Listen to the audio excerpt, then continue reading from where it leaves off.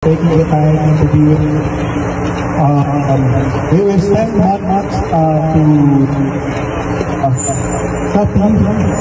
with our Matagumpay ang grand opening ng QPPH Cafe na pinangungunahan ng mag-asawang Maha Salvador at Rambo Nunez. Sina Maha at Rambo ay isa sa may-ari ng QPPH. Thank you guys for your time. We really appreciate it. And please help us spread yung news.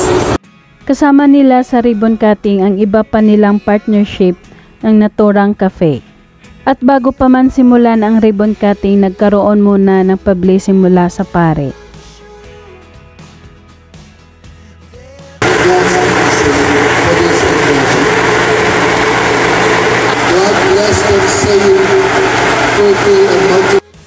Sa harap ng shop, makikitang nakahilira ang lahat ng mga co-owner ng naturang cafe para sabay-sabay sila mag-cut ng ribbon.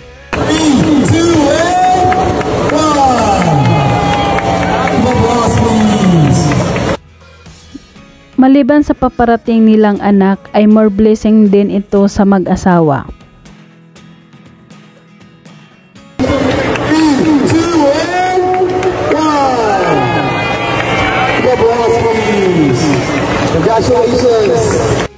Napakaganda at blooming na buntis si Maha at bagay sa kanya ang kanyang maternity dress na isinuot sa naturang grand opening.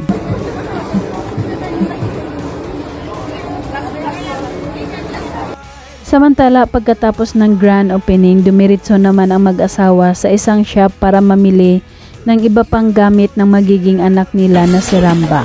Tapos, siya rin yung pwedeng maging toddler bed or sofa. Pero kailangan Crib at stroller ang unang tiningnan ng mag-asawa.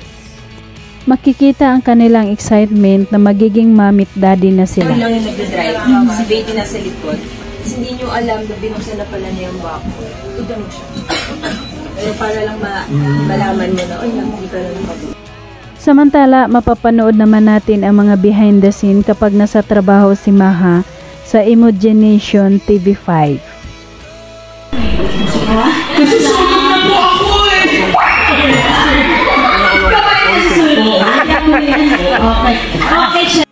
Masayang samahan at kulitan sa kanyang mga co-host na sina Miles Ocampo at Chaimito Aguedan. Laging magkakapareha ang kulay ng kanilang mga kasuotan tuwing nag-host sila.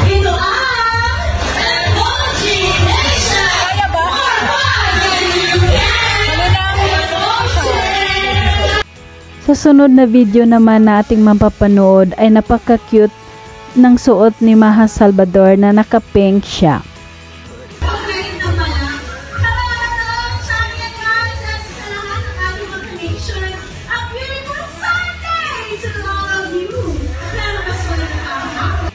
Tuwing break time naman, silang tatlo ay nagkakaroon ng banding sa kulitan.